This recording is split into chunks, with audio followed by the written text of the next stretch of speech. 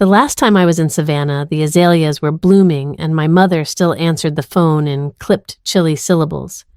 That was 6 years ago. Before the documents, before the silence, before I became the ghost they preferred over the daughter who asked too many questions. Now, the flowers were gone and so was she. The church was old money southern white columns, creaking pews, and an organ that wheezed more than it sang. Outside the parking lot gleamed with black sedans and bone-colored Lexuses. Inside, the air was heavy with perfume and generational grief. I stood alone in the back for a moment, letting my eyes adjust, watching heads turn, some subtly, some openly. "She came," someone whispered behind a hand. I kept my chin level and walked down the aisle. Not one person moved to greet me. The first few pews were crowded with familiar silhouettes, cousins in pressed suits, aunts in high collars, uncles leaning heavily on canes more symbolic than functional. In the very front sat Derek. My brother, the golden child, shoulders square jaw, set his wife, Naomi, beside him like a reflection of perfection. She didn't turn around. There was no room for me in those rows. No space was made. No one gestured. The usher, bless his awkward heart, hesitated before leaning in and murmuring, "Miss Hartley, you can take a seat, just back here." He pointed to the far end of the 6th row, one pew behind the florist's assistant, 2 behind the church secretary. I took it. From that distance, my mother's casket was a blurred shape of white roses and polished wood. I focused on the soft hum of the ceiling fan overhead and the muted crackle of hymn book pages turning. The service began. The Reverend gave a brief invocation, something about dignity and grace and the journey home. The words didn't land. My memories of my mother were too textured for platitudes. She was precise, formal, beautiful in the way a knife is beautiful, elegant, sharp, rarely soft. When he announced that her son would offer the eulogy, I felt the shift before I saw it. Heads tilted with approval. This was expected. Derek always delivered. He stepped to the lectern with practiced solemnity, resting his palm gently over the microphone like a man accustomed to commanding a boardroom. He spoke, slowly, reverently. Our mother was the spine of our family, he began. She was dignified, loyal, a woman who sacrificed for the sake of unity, who kept the family intact through quiet strength and unwavering principles. I stared at the back of his head, waiting for the beat where he might soften, where he might mention both of us, where he might tell the truth. She stood by us even when others chose distance over duty. He continued, his tone tightening ever so slightly. She believed in family, even when it cost her. I felt it like a slap. No name, no reference, not even a vague nod in my direction. To the 100 people packed in this chapel, it was as if I'd never existed. As if my mother had only one child, and he had never failed her. As if I had disappeared from her life, willingly, selfishly, not because I had been pushed out, but because I chose to run. Derek closed with a quote from her favorite Southern novelist and a subtle smile of victory. People stood to clap. Not loudly, but just enough. That soft Southern approval, quiet and damning. I didn't move. After the final hymn, they filed out in clusters, arms, hooked hat, straightened, murmured condolences, offered like currency. I stayed seated, let them flow around me like water around stone. Then I heard a voice beside me. "Ms. Hartley." I looked up. A man I didn't recognize stood near the pew holding a black folder. Late 50s, perhaps. Neatly dressed, no tie. His face was lined but kind. Not one of the family, not one of them. "Yes." He lowered his voice. "Judge Elkins asked me to find you." My spine straightened at the name. I hadn't heard it in years. "He said your mother left something for you, a video message." I blinked. "A video?" He nodded. "And a set of instructions. The judge asked that it be viewed with all the named family present. He'll be in touch." Before I could speak, he added gently, "You were included, Ms. Hartley, by name and by blood." Then he slipped a card into my hand and walked out into the Savannah sunlight. For the first time that morning, I didn't feel invisible. I felt summoned. In our house, dinner was served at 6 sharp every night except Sunday. On Sundays, it was 4:30 early enough to make the evening news. My father, Judge Warren Hartley, didn't believe in lateness slouching elbows on the table or speaking unless you had something constructive to add. Constructive, of course, was a moving target. It usually meant agreeing with him. I used to sit across from Derek, watching him recite headlines from the Savannah Chronicle like it was scripture. He was 3 years older, taller than me by 7th grade, and had a talent for sounding like a man long before he actually became one. Dad ate it up. That's the kind of presence you need to carry the Hartley name, he'd say, nodding in approval as Derek summarized zoning policy or court rulings he didn't even understand. I tried once bringing up a news story about school board censorship. Dad looked over his glasses and said, "Let's not get political at the table, Talia." That was the unspoken rule. Derek was the legacy, and I was the footnote. Still, I played along for years, debate team honor, roll college visits scheduled to match Dad's alma mater in Atlanta. I even pursued law because somewhere in my chest I thought, maybe if I spoke the language of power, he might finally hear me. But the closer I got to the legal world, the further I drifted from the kind of lawyer my father respected. He wanted prosecution or property something firm, transactional, rooted in profit or punishment. I wanted advocacy, defense, the kind of work that dealt in stories, not statements. By my 3rd year of law school, I was already volunteering at a domestic violence clinic. He called it a phase. Derek, meanwhile, graduated early and was already clerking for a state legislator by the time I passed the bar. He had a knack for smiling, just enough to appear sincere, and talking just enough to avoid revealing anything. He didn't just inherit Dad's name, he inherited his ability to manipulate silence. Where I asked questions, Derek made impressions. Where I hesitated, he pushed forward. Still, for a time there was a quiet alliance between my mother and me. She'd slip me books under the dinner table. Toni Morrison, Audre Lorde, legal memoirs from women Dad would have dismissed as unruly. When I told her I wanted to work with women who'd been financially coerced, she didn't laugh. She nodded. Slowly said, "That sounds like good work, hard work." I held on to that approval like breath underwater. But my mother had her own tangle of loyalties. Born and raised in the same circle she died in, Judith Ann Maxwell became Judith Hartley with the same kind of clean precision she used to fold napkins and edit grocery lists. She was a school teacher for 30 years, never missed a church fundraiser, and baked pecan pie with a crust so flawless, it almost made you forget how little she spoke up in her own house. Sometimes I wondered what she'd be like if she hadn't married into the Hartleys. Would she have joined some art commune, painted magnolias and messy oil strokes, worn sandals in winter? Or maybe she'd still be quiet, but not silenced. By the time I was 28, I'd argued my first real case and won.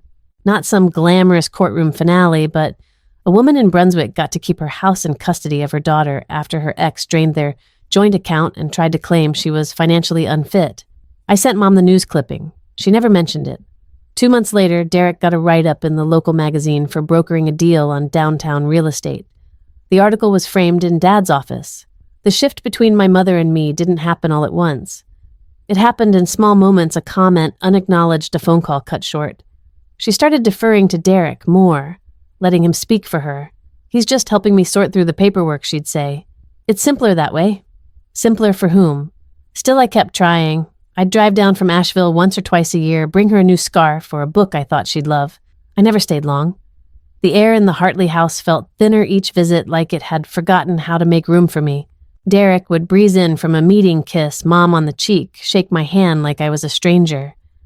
Dad, when he was still alive, would offer a nod and return to whatever court opinion he was rereading for fun. The last time I visited was spring. Azaleas had just bloomed and Mom made sweet tea from scratch. I asked her why she never responded to my emails about the nonprofit, why she hadn't come to the launch event even though I'd sent a printed invitation. She gave a soft sigh and said, "You've made your choices, Talia. I just don't always understand them." I remember looking down at the cup in my hand, the lemon slice floating like a lost coin, and thinking, Neither do you. That was 5 years ago. Now, she was gone. And I'd been seated in the back row of her funeral like a distant cousin or a mistake. But somewhere in that video, she was about to speak, and I needed to know which voice would be waiting the quiet woman with folded hands or the one who used to slip forbidden books under the table. Maybe both. It started with a signature. Simple, looping tidy, just like Mom's cursive had always been. I found it on a deed transfer document buried in the county records dated 3 weeks before I'd come home for what was supposed to be a quiet visit. I hadn't been looking for it. I was helping a friend review property records for a client when the surname caught my eye. Judith A. Hartley, transferring half interest of the family acreage to a shell company called Harbor South Holdings. Registered agent Derek T. Hartley. At first I thought it had to be an error, some clerical mix-up. But the more I read, the worse it got. The land had been in our family for generations, pine-covered acreage that our great-grandfather once farmed.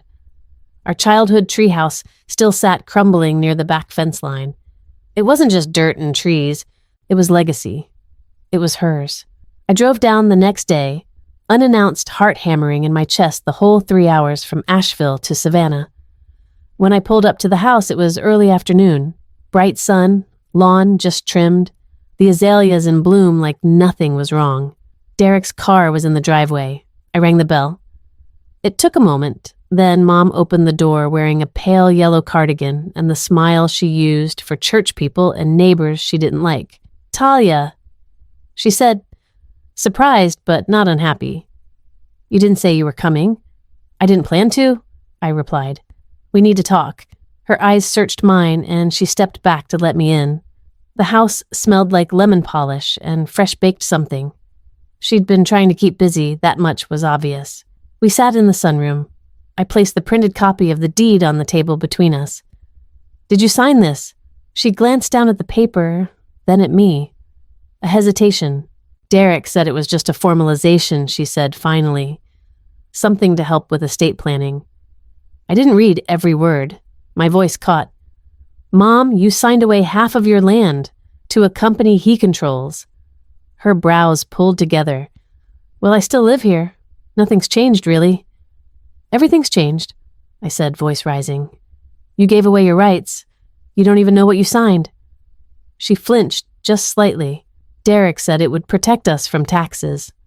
From probate complications later on. He's protecting himself," I said. "He's consolidating everything under his name so he can do whatever he wants without you." The front door creaked. Derek's voice called Mom. She stiffened. "He doesn't know you're here?" I stood. Good. He entered the sunroom like he owned it. Collared shirt, no tie. Sleeves rolled. Confident smirk, already in place. Well, look who finally remembered where she came from. I turned toward him. "You misled Mom into signing over half the property." His eyes flicked to the paper on the table. "It's legal." She signed willingly. She didn't understand what it meant. "She's a grown woman, Talia." Maybe not everyone needs a lawyer to interpret every dotted I. I stepped forward. "You used legalese and fear to manipulate her. That's not estate planning, that's exploitation." He scoffed. "Wow. Been reading a lot of those feminist think pieces, huh?" Mom stood between us, palms raised. "Please, don't do this. Not here. Why didn't you call me?" I asked her. "Why didn't you ask me to look over the documents before signing?" She looked at the floor. "I didn't want to make it complicated. It was already complicated," I said. "You just handed over the power to make decisions about your home, your land, everything. She's still on the deed Derek cut in. It's not like I'm kicking her out." "Not yet," I snapped. He shook his head. "You never change, do you? Always so dramatic? Always assuming the worst? You don't even live here anymore." "I don't," I said, "because every time I tried to stand up for what was right, I got called ungrateful." "Because you are," he shot back. "You left. You abandoned us." Mom's voice cracked. "Stop it, both of you." We both turned toward her. Her face was pale lips pressed into a thin line. She looked at me, not angry, not accusatory, just tired. "Please, Talia," she said. "Don't tear the family apart." It was a sentence meant to stop the bleeding, but it cut deeper than she knew. I looked at the woman who once whispered encouragement while I applied to law school, who used to tuck notes into my lunchbox that said, "You can do hard things," and realized she wouldn't follow me this time. Not into this fight. Not into any. I picked up the paper from the table, folded it slowly, then I said, "The family was already broken. I just finally noticed the cracks." Derek said something as I walked toward the door, but I didn't hear it. I walked out of that house and didn't come back for 6 years. And when I finally did, it was to sit 5 rows from the back and bury the only person who ever tried half-heartedly and far too late to protect me. Asheville gave me a different kind of quiet than Savannah ever had. Not the stiff, hush-your-voice quiet of family dinners and social graces, but the kind that lets you breathe deep and feel your lungs stretch without apology. It took time to get used to it. The mornings were colder, the people slower to trust, but the silence didn't feel like punishment. It felt like space. I started over there, not just in zip code, but in purpose, with a bar license. A few years of big firm experience I'd buried like a scar and a name no one recognized. I rented a one-room office above a consignment shop and launched the Turning Point Center, a legal nonprofit focused on women leaving financially abusive relationships. I didn't call it that at first. No one wants to say abuse out loud, especially when there are no bruises to prove it. But the stories came anyway. Women who'd been denied access to bank accounts, who'd signed mortgages under duress, who'd taken out credit cards in their name to cover a husband's debts. I knew those patterns too well, not because they happened to me, but because I'd seen how easily a signature could become a sentence. Every intake meeting chipped away at something calcified in me. I'd sit across from women who reminded me of my mother, soft-spoken, elegant, apologetic about asking for help. I never told them about Savannah, about Judith, about the deed or the sunroom or the way my brother's voice could twist truth into gospel. But I carried all of it with me, quietly like a compass I never pulled out but always followed. In our first year, we served 42 women. In year 2, we tripled that. By year 3, I was giving talks on financial coercion at state bar conferences and training law students who had more hope in their eyes than I remembered having at their age. I smiled for photos, shook hands, accepted awards with grace. Every time my name was published, every time an article ran, I sent a clipped copy to my mother. I printed them, put them in real envelopes with real stamps, and sent them to the house on Sycamore Lane. I never heard back. Not once. No card, no text, no polite note typed on that floral stationery she always used for church thank you letters. Just silence. Still, I kept sending them. I told myself it was about dignity, about showing her that I had built something real, something lasting. But sometimes I think I just wanted her to know I hadn't disappeared, that I was still here even if she didn't or couldn't reach back. I mailed her a birthday card every October, never flashy, just something warm. A photo of autumn leaves or a teacup or one of those Hallmark messages about grace and second chances. I never said what I really wanted to. Why did you let him speak for you? Why didn't you ever call back in Savannah? Derek made sure no one else ever asked those questions. From what I heard through old classmates or distant cousins who occasionally sent me polite Facebook likes, he told everyone the same story. She chose to leave, he'd say, voice low pained. We reached out, but Talia cut us off. She wanted her own life, and we respected that. And people believed him. Of course they did. He showed up to church every Sunday in a pressed suit, made generous donations to the Historical Society, hosted brunches on Mother's Day. He smiled for the Savannah Business Journal when they named him one of the top 40 under 40. I saw the headline online. He posed in front of a row of Victorian homes. One of them used to belong to Mom's cousin. He made a performance out of family, played the role so well I started to wonder if maybe he believed it too. I could have tried harder to correct the narrative. But when you're up against charm and lineage and Southern politeness, truth starts to sound like bitterness, and bitterness doesn't win sympathy. So I focused on the work. At the center, we created something real, a team, a space where women could walk in ashamed and walk out informed, where they weren't just told to leave, but shown how with legal plans, financial coaching, child custody strategies. We didn't just hand out pamphlets, we rewrote outcomes, And yet, every time October rolled around, I found myself staring at blank cards in the pharmacy aisle longer than I cared to admit, wondering which one might unlock a response, which one might land on the right day in the right mood and remind her of the daughter she once held in her lap while reading Little Women. But she never wrote back. Eventually, the cards became ritual, like laying flowers at a grave you aren't sure anyone visits anymore. I told myself I had made peace with it, that some doors don't reopen, that people live the narratives they choose, and that I had chosen mine too, but then I got that call. And suddenly, silence wasn't the end of the story, it was just the space before the truth finally spoke. I was halfway through reviewing intake paperwork when my phone buzzed its vibration skimming across the edge of my desk like a warning shot. The number wasn't saved, but the area code stopped me cold. Savannah? I stared at the screen until it went dark. Let it ring out, then it rang again. I picked up, bracing. This is Talia Hartley. The voice on the other end was calm and clipped. Male. Southern in that formal, old-school kind of way each syllable weighted like it belonged in a courtroom. Ms. Hartley, this is Harold Elkins. I believe you may remember me. I worked alongside your mother, Judge Hartley, for many years. I stood up automatically, my hand resting on the back of my chair. I hadn't heard that name in a decade.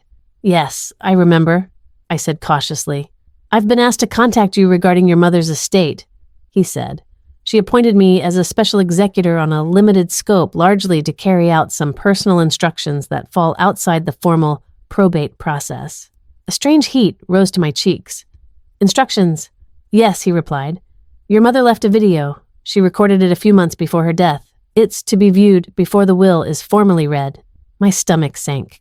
And she was adamant that it be viewed in the presence of her immediate family. That includes you. The words landed in my chest like gravel. She hadn't included me in a Christmas card. A phone call. A single public sentence in 6 years, but now I was immediate family. What kind of video is it? I asked, wary. She didn't say. Only that it was necessary for context before the distribution of the estate. Context. Always that word. She used it like a shield when I asked questions she didn't want to answer. Why she signed away part of the land. Why Derek's name was on property titles that had been in her name for years. Why she watched me walk away and didn't stop me. She wanted us to understand, he added as if reading my thoughts. I moved toward the window, the phone still pressed to my ear. Outside, one of our clients, a young mom I'd helped last year, was walking toward her car. She looked back at the building and gave a little wave to someone inside. She looked safe. That was what we built here, Ms. Hartley Elkins asked gently. I exhaled. When Thursday, 9:30 a.m. at my firm, Elkins and Associates, downtown Savannah. Conference room. B. I hesitated. Does Derek know I'm coming? He knows the meeting is happening, and he knows your name is on the list. Whether or not he's ready to see you is another matter. I let that hang. What happens if I don't come? I asked. He didn't flinch. Then your mother's final message is left unheard, and the will is read without the full intention she hoped for. A long silence stretched between us. I could hear a faint clock ticking behind him, probably perched on some heavy bookcase filled with leather-bound volumes and framed credentials. I know it's not easy, he added, his voice softening. But she asked for this deliberately, and she did it without anyone else's input. Not Derek, not the family, just her. She recorded the message. She updated the will, and she made sure, very sure, you were included. The inclusion stung more than I expected. Okay, I said, finally. I'll be there. He seemed to exhale in relief. Thank you, Miss Hartley. I'll see you Thursday. We hung up. I stood in the center of my office for a long minute, heart ticking like a metronome just off tempo. I should have felt triumphant validation at last that she hadn't fully erased me, that my name was still somewhere in the records. But I didn't. I felt hollow. What kind of mother waits until after she's gone to speak up? I packed slowly that night. Not just clothes, but pieces of the woman I'd had to become in order to survive without hers. Before I zipped the bag, I opened the top drawer of my nightstand. folded beneath some old receipts and stamps, was a photo I hadn't looked at in years. Me and her standing beneath the magnolia tree. I was maybe 10. She was smiling, really smiling. One hand on my shoulder, the other shielding her eyes from the sun. A moment that felt like a promise. I stared at it for a long while before tucking it into my notebook. If she was finally ready to speak, then I was finally ready to listen. The reception was held at the Hartley estate, of course it was. The family wouldn't dare host anything less than a catered wake beneath the same roof that had housed judges, law partners, and founding church donors for 3 generations. The front porch had been scrubbed, the hydrangeas pruned, and white linen tablecloths fluttered like surrender flags in the breeze. I arrived alone and exactly on time. Not early enough to seem overeager. Not late enough to be accused of dramatics. Just punctual, predictable. Like a Hartley should be. The second I stepped through the door, the room tightened. Clusters of cousins with matching pearls fell silent. Great Aunt Jean's smile froze mid-sip. Derek's law partner, whose name I always forgot, nodded with that polite, polished kind of southern pity that made me want to scream. I gave no one the satisfaction of flinching. I moved past the foyer and into the parlor where the food had been set out. "I didn't know you were coming," a syrupy voice drawled beside me. I turned to find Naomi Derek's wife holding a half-empty champagne flute and wearing the kind of tasteful black dress that said mourning but sponsored by Neiman Marcus. "Neither did I replied. Her smile didn't budge. "Derek said you'd moved on." I tilted my head. From what my family, or the fraud, that wiped the smile clean. She blinked, recovered, and placed a hand gently on my forearm. "You know it's important we all honor Judith's wishes tomorrow, as they were intended." She walked away before I could answer. I crossed the room and poured myself a single inch of ginger ale. Alcohol felt like a trap here, one misstep, and I'd be branded emotional, unstable, grasping. The murmurs began about 20 minutes in. I didn't recognize her at first. "She's aged. She's just here for the money. 6 years. Not a single word. But she shows up. Now I found a corner seat near the French doors, just out of the main current of conversation. I didn't eat. I didn't mingle. I just sat there letting the tide of whispers move around me like insects drawn to a light they couldn't touch. A framed portrait of my mother rested on a side table. The photo had been taken in her final year on the bench. Silver hair coiled tight, her smile reserved but proud. I wondered if she'd known this room would be filled with performance mourners, the ones who offered love on paper but withheld it in practice. Derek appeared sometime later, drink in hand, surrounded by 3 colleagues and our cousin Ethan, who was already red-cheeked and loose-tongued. They parted slightly when they saw me, like I was a hazard to be avoided or perhaps a live wire they didn't want to ground. "Talia." Derek's voice was smooth and louder than necessary. "Didn't expect you'd come to the house." "You didn't expect a lot of things," I replied without looking up. He chuckled as though I'd made a clever joke for the benefit of the group. "You'll want to be careful tomorrow," he said, stepping closer. Mom made her wishes very clear. "I'm sure she did," I said flatly. "That's why I'm here." His eyes flickered just briefly. "You think she left something for you?" "She did," I said, watching the subtle shift in his posture. "And I intend to hear it." He leaned in then low enough that only I could hear. "Don't make a scene. This isn't one of your client meetings, Talia. This is family." I met his gaze.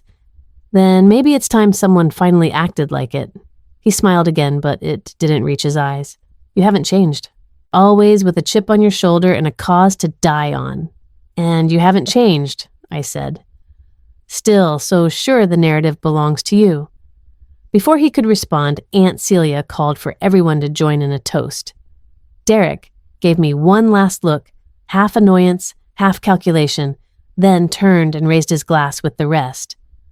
"To Judith," Celia declared, "a woman of grace, tradition, and loyalty. We will carry on her legacy with honor." There were nods, sniffles, sips of wine, and murmured amens. I raised my glass, but didn't drink. Grace and tradition, perhaps. But loyalty. My mother's legacy wasn't the polished eulogies or curated stories. wasn't Derek's performance or Naomi's dress or the caterers circulating with bite-sized crab cakes. It was the things she left undone, the truths she never said out loud, and maybe that's what the video was for. After an hour, people began to trickle out. Some left flowers near the front portrait. Others exchanged contact info for reunions that would never happen. A few brave relatives nodded to me on their way out, as if unsure whether they were allowed to acknowledge my existence now. I remained in my chair by the French doors, watching the magnolia branches sway in the breeze. I thought of the last conversation I had with her, the day I told her I knew about the land transfer, the day she asked me to please not tear the family apart, as if I was the one holding the match. I hadn't spoken to her since, but tomorrow, somewhere between the legal language and the flicker of a screen, she would finally speak to me. I just didn't know what it would cost to listen. The morning broke heavy and thick, wrapped in that gauzy southern humidity that made even breathing feel like a burden. I'd slept little, maybe 2 hours, maybe less. My thoughts had looped all night like an old film reel flickering between memories I didn't want and the unknown ahead of me. I dressed with purpose, black slacks, a high-neck ivory blouse, a small antique pin at the collar, nothing too showy, but not submissive either. I tied my hair back in a low knot and left off any perfume. They'd read everything: my earrings, my shoes, the texture of my voice, and I wasn't giving them any more material. Elkins and Associates sat just off Liberty Street in one of those converted townhouses Savannah preserved for its pedigree. The brass door handle had probably been polished that morning. A small placard confirmed what the facade already screamed: discretion, tradition, and serious money. Inside the lobby smelled like aged leather floor wax and time. A row of law books lined one wall beneath a framed oil portrait of someone's grandfather who'd probably written zoning laws with a fountain pen. The receptionist's shellacked hair, immaculate burgundy nails greeted me with a tight-lipped smile and rose without speaking. I followed her silently up the carpeted staircase, each step swallowed in velvet. The door to the conference room was already open. Inside, the space was drenched in that filtered morning light that only Savannah seems to know how to catch. A long, oval table dominated the room, the mahogany gleaming as if it had been polished within an inch of its life. The brass chandelier above it flickered softly, casting muted reflections on glass water pitchers and notepads that no one had written on yet. And there they were, my mother's siblings, their spouses, a smattering of cousins, and 3 board members from Hartley Trust Holdings, all seated in that unspoken arrangement where power gravitated toward the center. Derek sat at the head of the table wearing a crisp navy suit with French cuffs and a burgundy tie. His watch gleamed under the chandelier, not flashy, but undeniably expensive. He didn't look at me when I entered, not once. Judge Harold Elkins stood near the sideboard at the far end, bent slightly as he arranged a laptop, some cables, and a small projector. He looked older than I remembered, thinner, slower, but his presence hadn't softened. There was a weight to his posture, the kind that couldn't be faked. He straightened and turned toward me. "Ms. Hartley," he said, voice even and steady. "We're glad you could make it." He gestured to the empty chair at the opposite end of the table from Derek. The placement wasn't subtle. I nodded and crossed the room in silence, aware of every glance, every twitch of recognition or judgment. I sat without comment, folding my hands in my lap. The murmurs died quickly. The room, already stiff with formality, seemed to tighten further. You could feel the calculation in the air, people mentally redrawing their alliances, weighing what might come next. Derek sat upright, fingers laced, like he was preparing for a negotiation. Naomi, seated to his right, offered me a neutral glance before returning her gaze to the middle distance. Aunt Celia, who hadn't said a word to me since I arrived in Savannah, clutched a tissue in her left hand, her right one trembling slightly on the table. Judge Elkins moved to the center of the room and cleared his throat. "Thank you all for being here today," he began, voice deep and unhurried. "As you know, Mrs. Judith Hartley passed with a fully notarized will and a set of legal directives regarding the disposition of her estate. That will remains intact." There was a beat. However, he continued, his tone shifting slightly.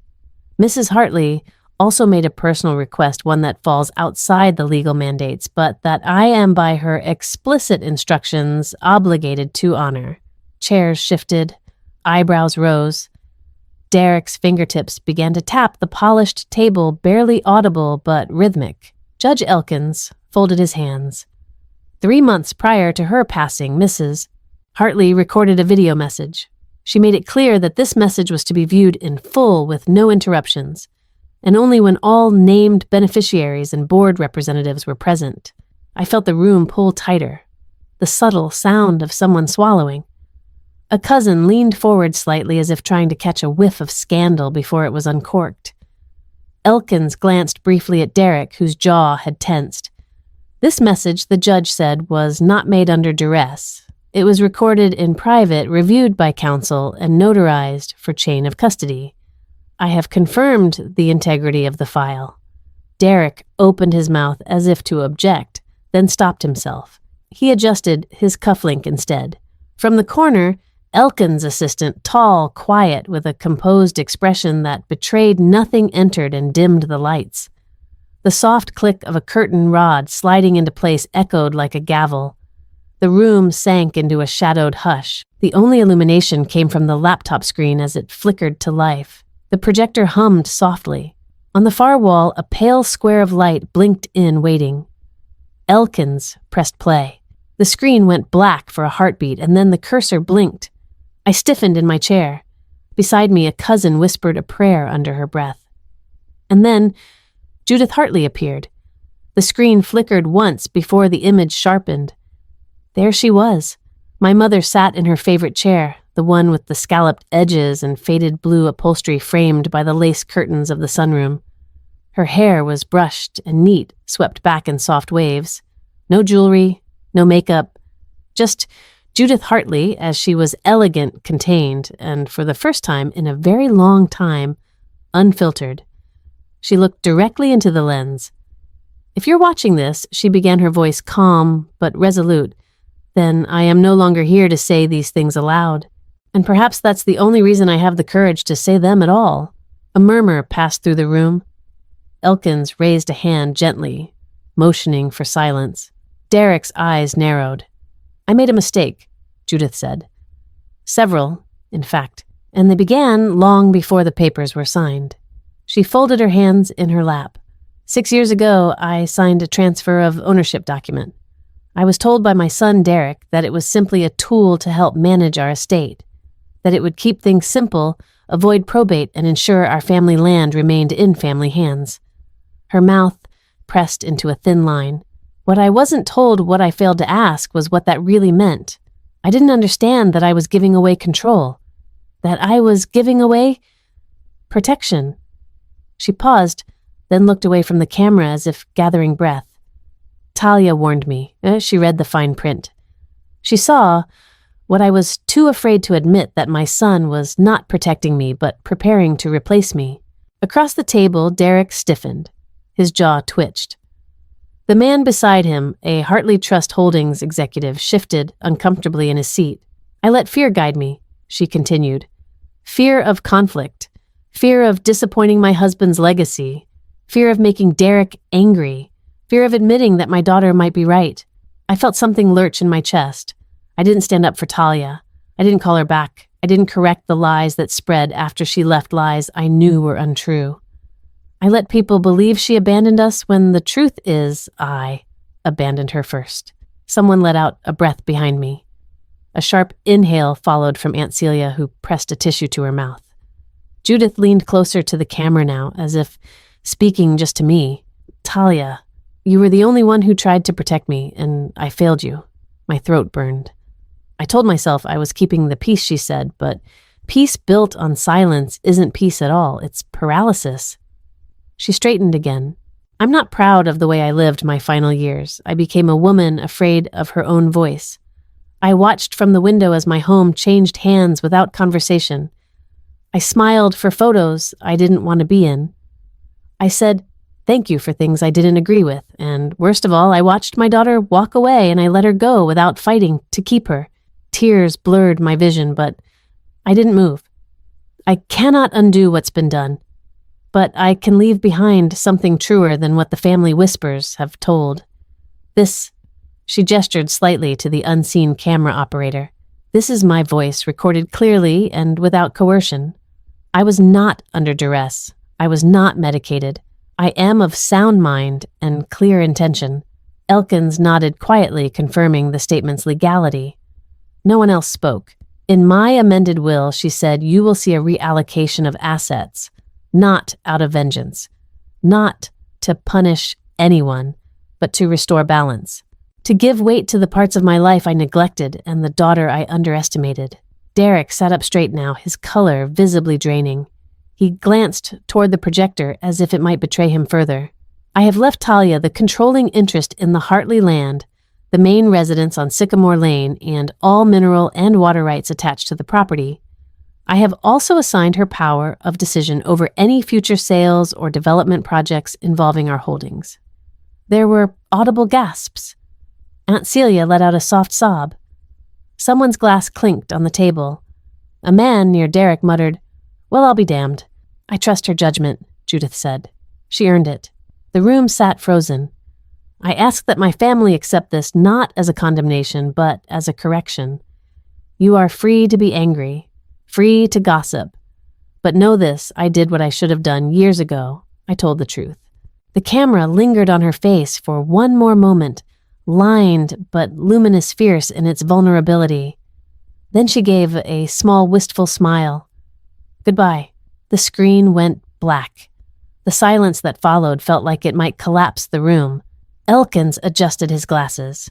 We'll now proceed with the formal reading of the will.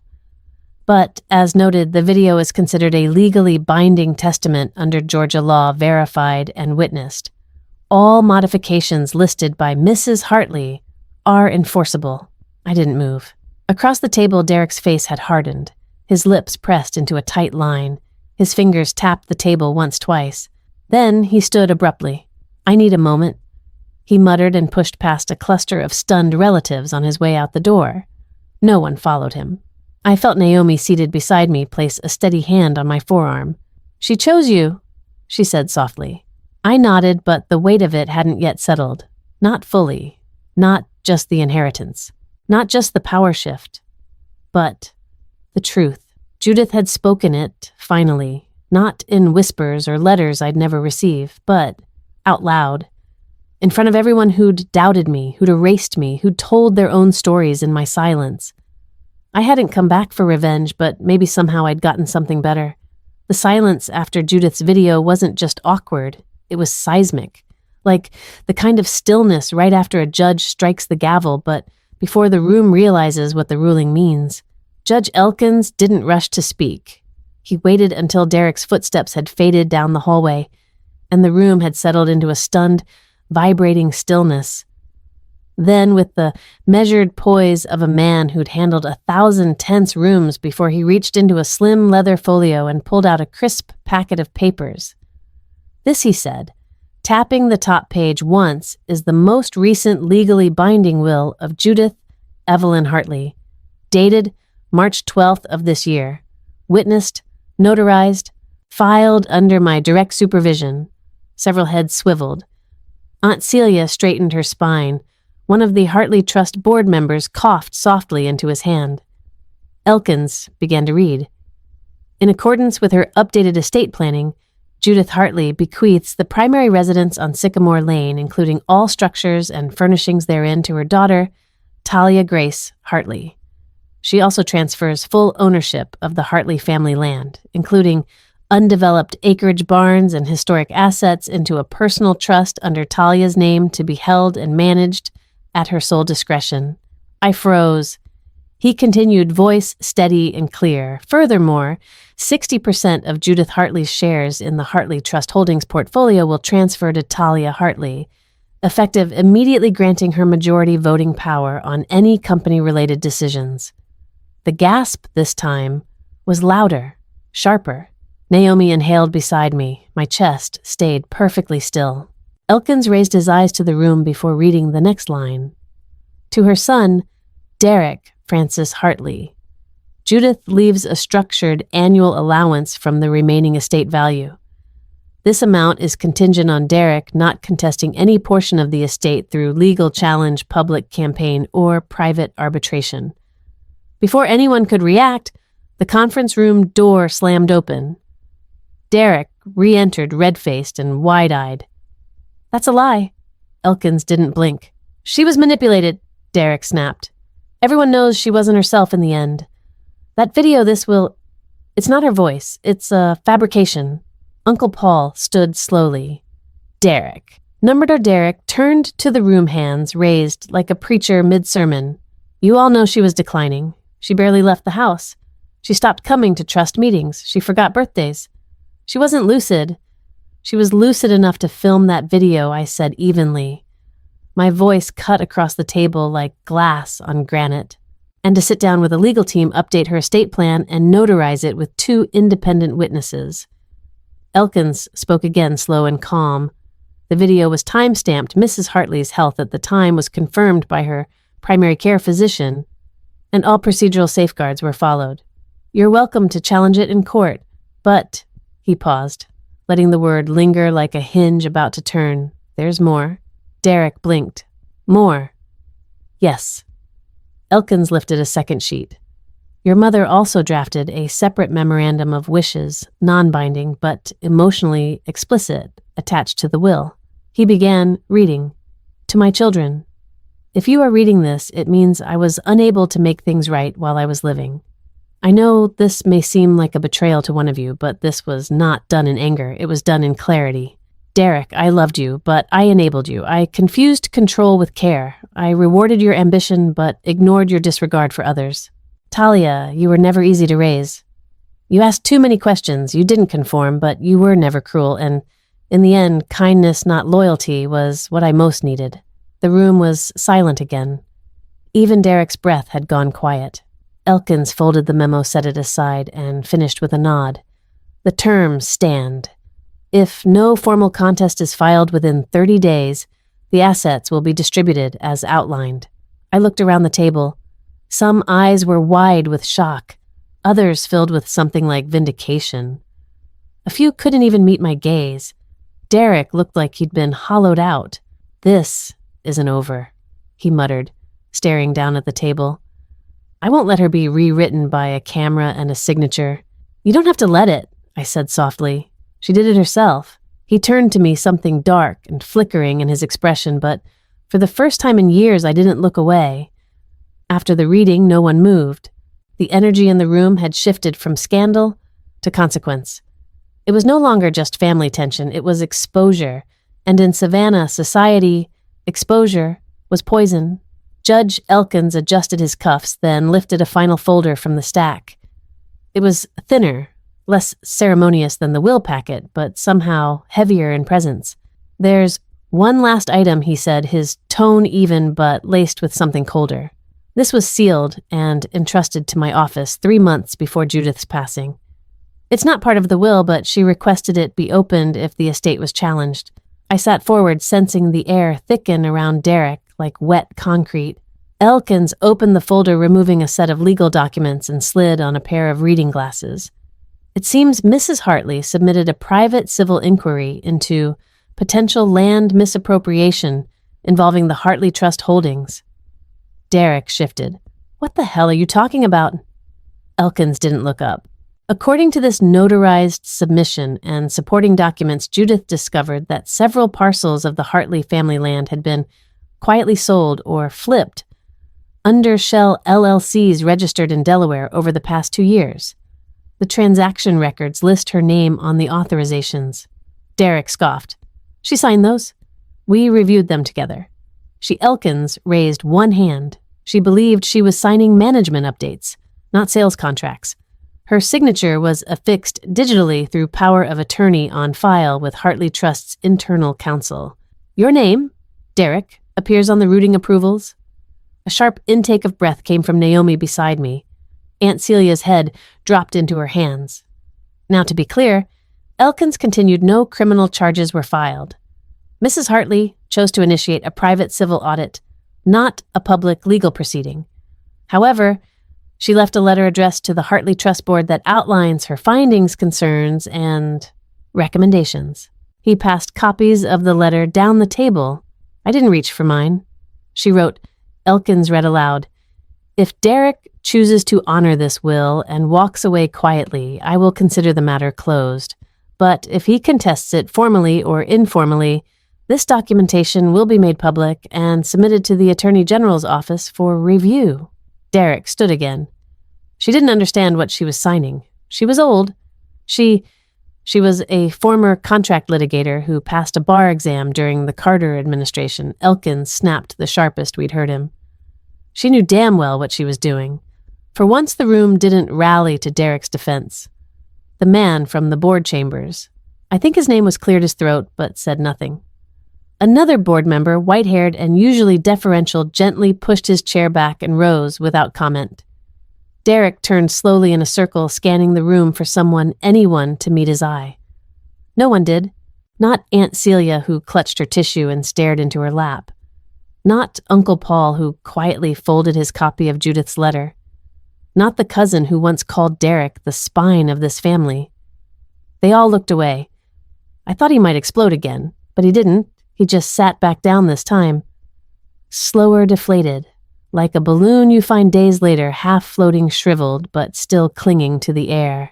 Judge Elkins removed his glasses, folded his hands. "This concludes the execution of Judith Hartley's final will," he said. "Unless any parties wish to pursue formal dispute." No one responded.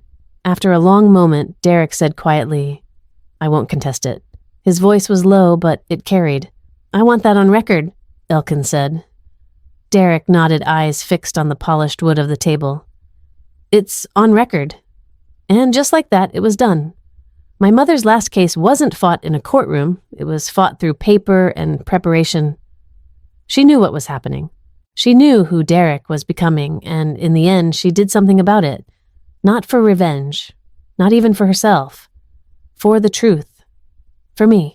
As the others filtered out of the room, some with shame, some with hollow pleasantries, I remained seated. Naomi stood beside me, her hand on my shoulder. "You okay?" she asked. I looked at the empty screen on the wall where my mother's face had been. "I think she finally saw me," I said. Then I stood up, and I didn't look back. I returned to the property on Sycamore Lane 2 weeks after the will was finalized.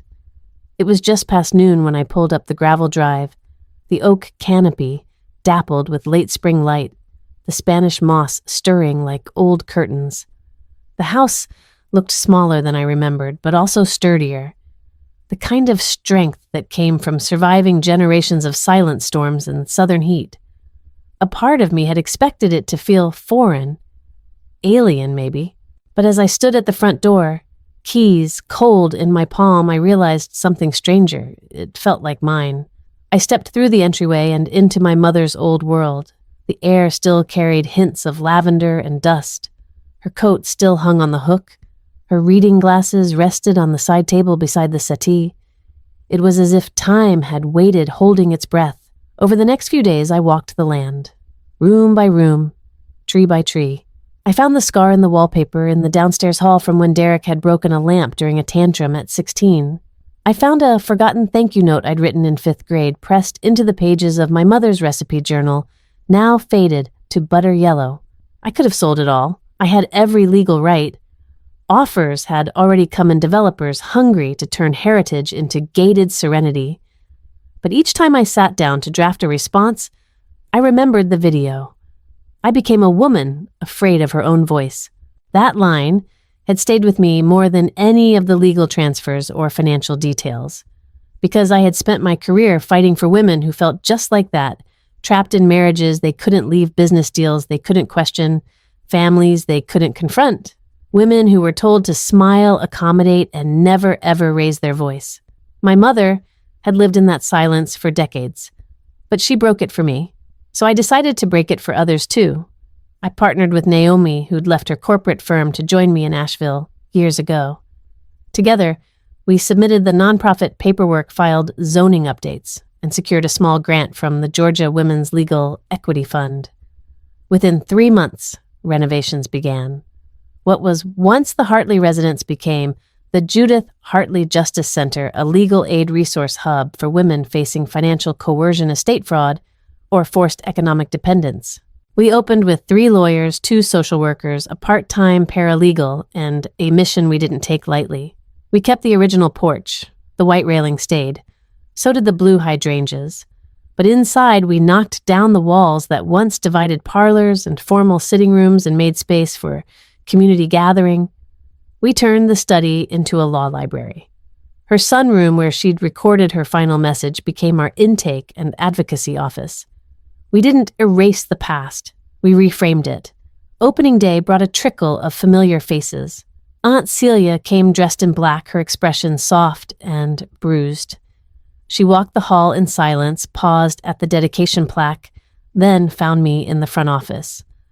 "I was wrong," she said without preamble. "About you, about her, about everything." I nodded, too tired for bitterness. She wanted us to see it. She always believed in appearances, Celia murmured. But I think in the end she wanted to be real. We embraced briefly, formally, but not coldly. Some wounds don't close completely, but they scab over with effort. Uncle Paul sent a donation check. No note, just a signature. Several cousins emailed vague congratulations, links to articles we'd been featured in, and a few awkward, so proud of you messages. One even hinted at visiting next season. And Derek. He disappeared. His house in the marshlands was listed, then sold under another LLC. No forwarding address. Word was he'd taken a contract job overseas, or maybe Colorado or Costa Rica. No one knew, and for once, no one was defending him. That, I realized, was its own kind of justice. Some men need a courtroom. Others just need to lose the audience they built their power on. On our first Friday open to the public, I stood on the front steps watching a young woman walk up the path. She clutched a manila folder in one hand and a toddler's backpack in the other. Her posture was wary, like someone used to bad news. I met her halfway. "First time here?" I asked gently. She nodded. I saw your ad about help with housing. My name's Trina." "Hi, Trina," I said. "Come on in." Inside, Naomi was already waiting, 2 coffees in hand, ready to listen. And just like that, the house was no longer a stage for family shame. It was a sanctuary. That night, I sat on the back porch with a glass of tea and watched the stars emerge, quiet and sure. The same stars that had hung over this land when I was a girl, when I used to dream of leaving, when I believed freedom meant distance. Now I knew better. Freedom wasn't leaving. It was coming back and changing what you found. The magnolia tree was in bloom. Thick, waxy leaves curled over branches like open palms holding soft white blossoms that looked too delicate for the heat. The bench beneath it, painted light gray and worn along the edges, was still where I remembered it, a little crooked, slightly sinking into the soil. It had always been her favorite spot. It took me weeks to come here. I had driven past the cemetery 3 times each time, finding an excuse. Too busy, too soon, too much. But today I walked the path in silence, the envelope in my hand already creased from being folded and unfolded too many times. Her grave was modest. Just her name, the years of her life, and a quote she'd loved but rarely said aloud. "Still waters run deep." I knelt and brushed a leaf from the base of the stone. For a moment, I just sat there, letting the silence speak first. Then I opened the letter. "Mama." I wasn't sure if I'd ever write this, but I needed to say it somewhere that feels real. So I'm saying it here, to you, out loud. The house is different now. We turned it into something that breathes, that helps. Naomi calls it your redemption wrapped in clapboard and courage. I just call it justice. Or maybe healing. I'm still figuring that part out. The women who walk through our doors aren't so different from you. They smile small. They carry bags full of paperwork and worry. Some are younger than I was when I left. Some have children. Some bring coffee for the whole staff because they don't know how else to say thank you. You would have liked them. You would have seen pieces of yourself in them. That's what I've realized, Mama. You weren't weak. You weren't blind. You were trapped. And you stayed silent because you thought that was survival, but you gave me something else. You gave me your books, your quiet listening, your ability to read a room without speaking. You gave me patience. and fire. Even if you tried to smother it later. You didn't stand up for me then, but you gave me the tools to stand up now. I paused my throat tight. A breeze rustled the branches above, shaking loose a bloom that landed near the stone. I kept reading. When I walked out 6 years ago, I was angry, not just at Derek, at you, because I thought silence meant betrayal, and maybe sometimes it does. But now I understand something harder. Sometimes silence is fear wearing Sunday clothes. I still wish you'd called after I left. I wish you'd written. I wish just once you'd told the truth while standing in the room, not from a screen after you were gone. But I also know how much that cost you. I saw your face in that video. You didn't just rewrite your will, you rewrote your legacy and mine. That took more courage than all the courtroom wins I've ever had. I looked up, eyes stinging. From where I sat, I could see the very edge of the Hartley landline, just past the trees where the fields opened wide. It all stretched out behind her now, not as Empire, but as witness. Derek's gone, disappeared before the board could vote on his removal. The rest of them pretend they're shocked, but you and I know better. He built his power on your silence. Once you broke it, he had nowhere left to stand. Aunt Celia came around. A little. She donated her church's entire legal fund to the center last week. No ceremony. Just a quiet check and a look I hadn't seen from her since I was 12. I don't think they'll ever apologize the way I wanted them to, but maybe they don't have to anymore. I folded the last part of the letter slowly, deliberately. I forgive you.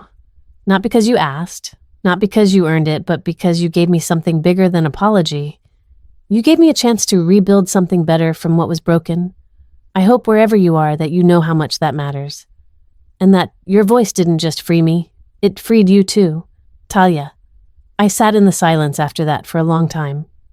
Not crying, not smiling, just breathing. When I stood, I placed the letter on the bench under the magnolia tree, tucked in a weathered envelope sealed with a press of my thumb. A stone from the path kept it in place. I didn't say goodbye. Not this time. I turned, walked back toward the gravel, the land, the life waiting just beyond the cemetery gates. The wind stirred again, shaking petals loose like snow. And somewhere deep inside, I felt her hand on my shoulder. Not to guide me. Just to let me know I wasn't walking alone.